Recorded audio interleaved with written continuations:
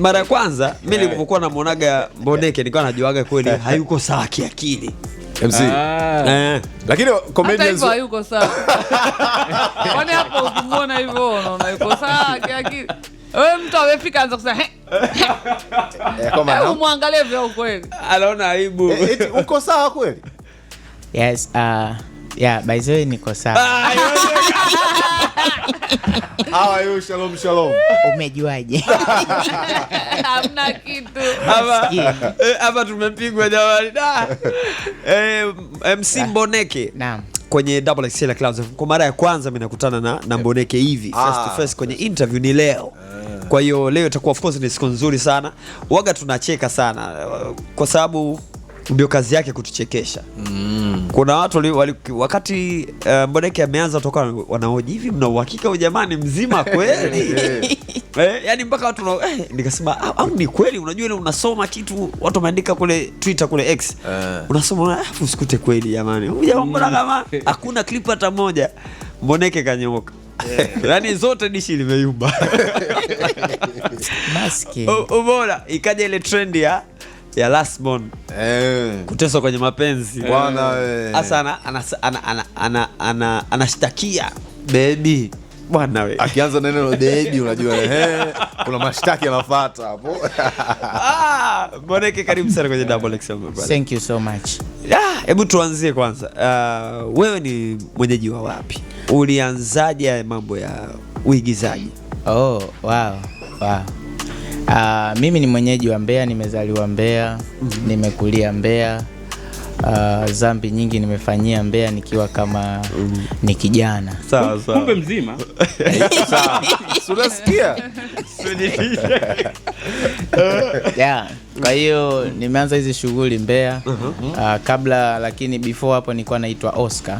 Okay. Ya jina langu naitwa Oscar. Ukitoa hilo hapo la MC Mboneke, hilo la Mboneke nilipewa advance. Ya Mboneke ni jina la ni neno la Kinyakyusa. Tafsiri yake ni mtu anayependa yani kuonekana. Mboneke kuonekana. Kuonekana katika namna gani, kwa masifa au kwa yani ndo naelezea kwamba kwa nini nilipewa hilo hapo Mboneke ni kwamba nilipofika mwaka wa kwanza level nilikuwa mtu wa sifa. Kwa hiyo nilikuwa napenda kuonekana. Kwa hiyo nilikuwa nasema unapenda umboneke, yani umboneke kuonekana. Unapenda kuonekana. Kwa hiyo kutokana na zile sifa nini, kwa hiyo nikawa najulikana pale. Kwa hiyo kuna baadhi ya vitu nikawa napewa pale kama UMC, first year pale na kuwa MC. Kwenye jambo lolote shuleni na kuwa MC. Kwa hiyo ndo nikakabidhiwa MC Mboneke. Yes, ndo likazaliwa hapo. Lakini ni sifa. Yeah. Hello. Kwa hiyo ikawa hivyo. Baada ya kumaliza form 6 nikaingia chuo. Pale chuo ndo nikawa nafanya rasmi kuingia kwenye kutengeneza content. Chuo gani? Naam. Chuo gani? Kukom, lakini sasa kinaitwa Kuom Sauti. Zamani kilikuwa kinaitwa Sauti. Sasa hizi ni Kuom. Unasomea comedy? No, mimi ni mwanasheria, nimesomea sheria. Kwa tukijichanganya hapa tumeisha. Naondoka ndaondoka na jengea. Na Sudi. Na madam. Kuna namna alinishtaki. Asante. Kumbuka wako wanaangalia hiki kipindi. Imagine. Wako wamenipa mtoto afu wanasikia watu wanasema hana akili. Imagine vao usika wa mzazi. Uko kwanza harakati zikaanzia chuo. Nikaanzia harakati chuo, nikawa natengeneza content. Na kama unavyojua, content ya kwanza huwezi kukulipa ukiwa kama unaanza. Ya pili hivyo na hivyo, lakini Mungu na juhudi. Mungu na juhudi. Mimi nilikuwa na sali TAG. Kuna siku fulani ilikuwa ni mwezi wa 5 tarehe 2. Hiyo hapo sisi wa TAG tuna kumbukizi la CMF, hiyo ni sikukuu ya wanaume. TAG. Hiyo siku nilienda kanisani. Nilikuwa sina nauli. Yani nilikuwa na nauli hiyo tu. Yani kwamba endapo nikitoa sadaka ndarudi kwa mguu. Ilikuwa ni kama mfano ni kama hapa tulipo. Mimi nyumbani ni Magufuli. Magufuli Mbezi wale. Kutoka Mikocheni bana ni kipande mjao. Unaona? Lakini kumbe Mungu kuna namna alikuwa anateta na mimi. Kwa hiyo nikatoa ile pale nini? Nikatoa ile pale sadaka. Sawa. Baada ya kutoa sadaka, ibada ikaisha, nikawa natembea njiani nikiwa na simu. Nikasema kuna idea ikaja tu ni shoot ile ya kukimbia ile. Nikasema samani, sisi tunaovaa suti naomba tuwekewe ulinzi, maana kuna vibaka wamepita hapa wakajua nina hela, hawajui haya ni mavazi tu kama mavazi mengine. Yes, ile clip huko nilikuwa na rekodi huko nakimbia, nikaposti status. Sasa sikuposti Instagram wala wapi, nikaona ya kawaida tu. Lakini status watu wakawa wanaomba sana, wakawa wanaomba msemaji wa akaomba msemaji wa mheshimiwa Dr. Tulia Ackson, akasema Msimboneke, hebu nitumie hiyo hapo hivi na akili. Kwa hiyo ikaanzia hapa. Nikasema jamani, na akili tena mbona jamani tumezunguka wote jamani. Inakwenda sina akili. Kwa nini tu? Nikamtumia. Mara nikaona kwenye page mbalimbali, nikawa naona master mbalimbali wameshare hiyo hapo. Unaona? Basi nikaanzia starting point ikawa hiyo hapo. Nikawa na hiyo hapo kwamba nikaja naomba vita maji irudiwe. Kwa hiyo nikaanza na irudiwe. Yes, baada ya hapo ndo irudiwe ikanileta Dar es Salaam. Kwa kutoka Dar es Salaam. Naam. Imekuletaje? Okay, Dar es Salaam ikanileta watu wakasema okay, kwanza before hapa wakajua mimi sio Mtanzania, wakajua ni mtu wa Zimbabwe huko, Malawi, lakini pia wakajua labda nili mtu fulani libaba kwa sababu zewe ambavyo nilikuwa yani nimejaza sura kwenye kiosi irudiwe, nilikuwa naonekana sura na hapa unaona. Kwa hiyo iliniletaje ilinileta kwa hii hapa situation kwamba watu wakawa naomba interview. Unaona, wakawa naomba interview. Tunaomba tufanye na interview, sisi tunaitwa fulani. Unaona? Okay, fine. Basi ndo nikaja Dar es Salaam. Picha linaanza story nilikuja na kuna magari yalikuwa yanaitwa kuna kulala. Yaani magari muda wote unayapata. Iwe usiku. Kwa hiyo nikaondoka Uyole pale usiku ilikuwa ni usiku saa 2. Sasa saa 2 usiku niko pale. Ulilipa nauli? Naam? Ulilipa nauli? Uwezi kupanda bure. Nililipa. Nauli ulitoa wapi yani? Maana si ulishamaliza sadaka yote kule? Baada haikuwa siku hiyo. Sio siku hiyo. Nilikaa kama wiki 2. Nilikuja tarehe 10 na tarehe 21. Kwa hiyo toka tarehe hii hapa nikaa almost kama wiki 2. Ile ya 3 ndo nikaja wapi Dar es Salaam. Nauli ilipatikana wapi? Kwa sababu tuna mashikaji. Kwa hiyo washikaji walivyoona kuna watu wananihitaji huku, unaona, wakasema tunakuomba kwenye kipindi hivi na hivi. Unaona, kilikuwa ni kipindi kikubwa sana kinafuatiliwa. Kwa hiyo hivi na hivi wakanichangia. Nikatoa ile nawe. Sasa nikiwa kwenye gari, kuna watu wakawa wanasema, ila bongo. Ajui na wanayemsema niko mumo kwenye gari. Yaani dogo kukimbia tu ashapata interview. Nipo tu mle kwenye gari. Yule dogo kukimbia anaenda da. Unaona, nipo kwenye gari. Nipo kwenye basi, lakini hakuna mtu yote aliyenigundua. Unaona kwamba mwenyewe nilikuwa kwenye basi lakini walikuwa wananiongelea kwa vizuri. Kwa hiyo hiyo hapo ndo ilikuwa kuja kwangu Dar es Salaam. Na zoe ambapo nilianza. So Dar es Salaam ulifikia wapi sasa? Au ndo ulifika kwa wale ambao walikuwa wamekuwa? Okay, Dar es Salaam nilifikia Kibo. Nikawa namuuliza yani nilikuwa namsumbua kona conductor. Hatujafika da. Chalinze mimi nikajua iko da. Hivi iko da Pwani. Nimeshafika kwa sababu sisi wa mikoa tunajua Chalinze iko da. Pwani iko da. Hatujafika bado. Akamwambia, "Unashukia wapi?" Yaani nimelimaki hilo Kibo. Inamaanisha nikawa na marker pen. Nikaandika tumboni Kibo ili nisisahau. Kwa hiyo nikufunua tu. Unaenda wapi? Subiri kwanza. Kibo. Baada ya irudiwe ilikuwa kubwa sana. To an extent ikasababisha watu wote wawaze dogo baada hapa anakujaje na anawezaje kumaintain nafasi ambayo ameipata kutokana na irudiwe. Ilikuwa ngumu kiasi gani kuweza kuendelea kubakisha nafasi yako na ukawa mpaka leo bado ni content creator na bado ukapata mafanikio? Yaani ilikuwa ni hit song in short. Kwa hiyo tukao tunajiuliza baadaye irudiwe anaendeleaje? Yes, okay. By the way niseme Mungu wangu, unajua kila mtu ana Mungu wake, lakini Mungu wangu mimi ni mkubwa sana. Baada ya irudiwe nilivyokuja Dar es Salaam nilifanya kidogo sana. Unaona, nikawaachia watu waende kufanya waendelee na challenge. Kwa sababu mwisho wa siku vyote ambavyo watu walikuwa wanafanya challenge, yani ningefanya mimi, yani tayari washamaliza mashabiki zangu yote ya kwamba irudiwe. Kwa hiyo nikaja na dalali mpigaji. Mwe mnanyosha maelezo bwana. Tukutane mwezi ujayo. Halo. Unataka kipindi cha XSL? Kipo. Hapo kama dalali. Hapo kama dalali. Kipo. Unaona? Nikaja na dalali. Baada ya kuja na dalali basi ndo nikawa na kuja na profesa content mbalimbali. Profesa, nikaja na huyu Kilaza, maskini nishasahau. Siji tena. Nikaja na hatuji tena. Unaona? Nikaja na hatuji tena. Kwa hiyo katika tuseme sijui ni misemo hiyo irudiwe ya kwanza, lakini ikaja hiyo hatuji tena ilikimbiza tena. Big time. Yeah, big time. Nakumbuka mimi nishai kutumia challenge ya irudiwe. Yeah. How? Niliwahi kutengeneza content moja, nilikuwa nafanya kazi na kampuni ya mipira ya kiume. Kwa hivyo nilivyoona clip yako nikatengenezea idea yangu nikapiga. Ilikuwa tangazo? Okay, manager. Ulitumia msemo wangu Sio wako.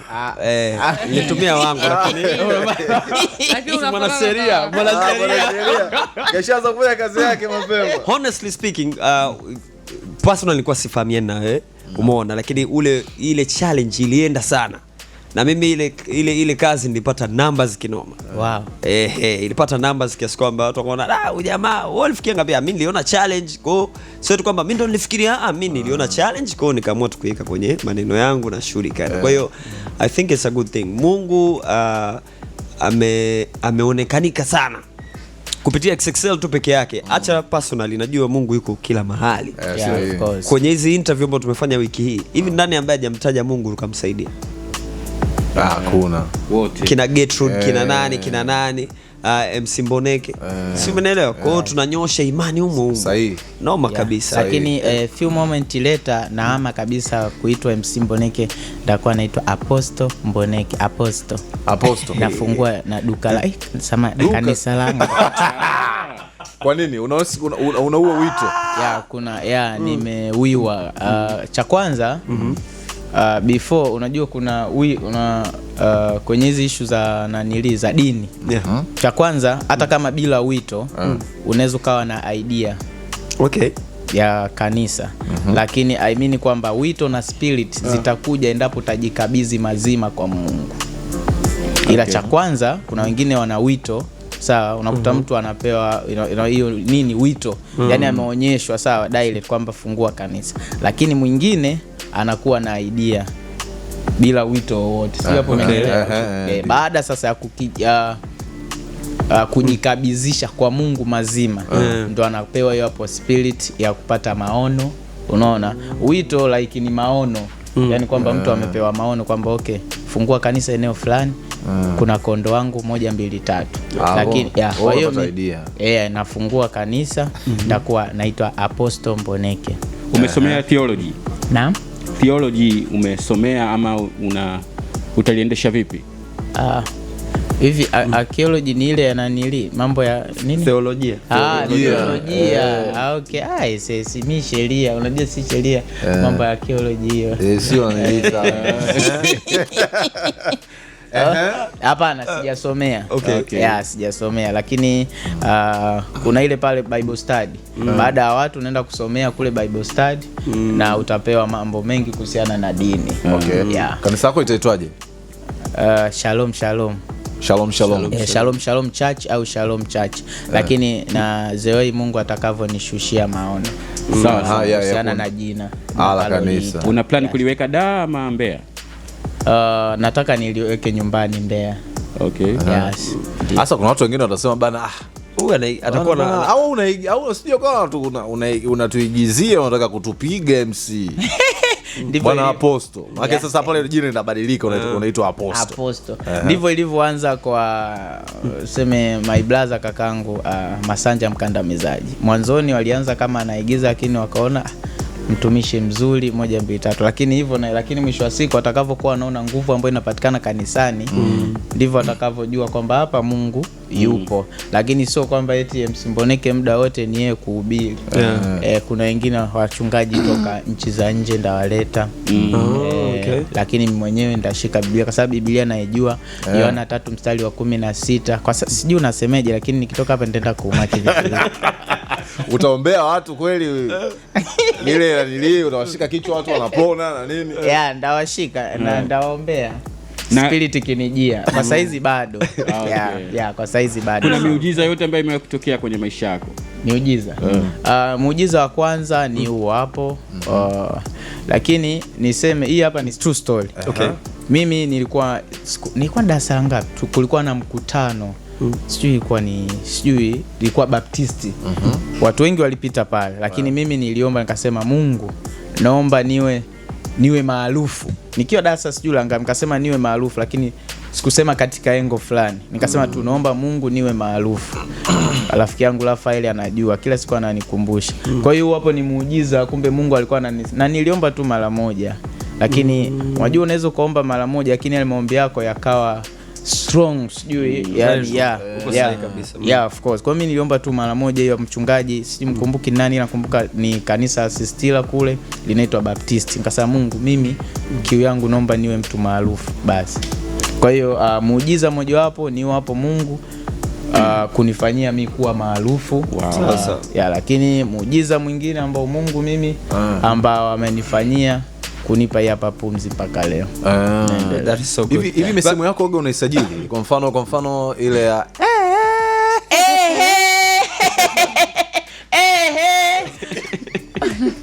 umesajili maana unatumika mpaka Ulaya mwanangu. Maskini mpaka Ulaya, Nigeria huko. I mean comedian huko, tuseme ni wenzetu kwa sababu wote ni comedian. Ni wenzetu. Niseme misemo yangu mimi sijaisajili ni kwa sababu ni misemo ipo. I mean kwa mfano kama irudiwe. Yani ni msemo ambao upo obvious. Irudiwe kila mtu anaisema, sawa? Lakini sasa endapo mimi ndamsuu mtu endapo akitumia irudiwe katika engo fulani ya business. Au katika toni yako. Katika toni yangu kwenye business. Issue kama, lakini misemo yote mimi hakuna msemo wote ambao nimeusajili. Ni kitu unajua mara nyingi tutasikia mtu anakuja hapa, unajua mimi nimesomea kitu fulani lakini ni mama wangu ndo kwenye sanaa. Wewe ni kwa nini hukuendelea kustick na sheria ukaamua kuingia kwenye comedy? Je, sheria hailipi ama law firms kidogo ni ngumu kuingia? No, sheria inalipa. Na sheria inalipa pesa nyingi tu, unaona. Lakini mimi hapa baada ya kulaiz nikiwa nasoma, nikasema mshika mawili mmoja mpokonyoka. Na issue ya sheria unasomea miaka mingi. Unaona? Kwa hiyo nikasemeje, lakini pia nikawa naangalia zewei kadi ninavyoenda, nikaona mbona sheria ina mlima, lakini mwenyewe akili yangu kasema hivi vitu siwezi nikafikia. Unaona? Nikasema anyway, ngoja vitu mimi ni shift. Niende wapi? Niende upande huu hapa. Unaona? Kwa hiyo mimi nikaacha sheria, nikaja upande ambao mimi hapa naweza, yani kwamba nikasema okay, mimi huko ambako labda ndo engo yangu.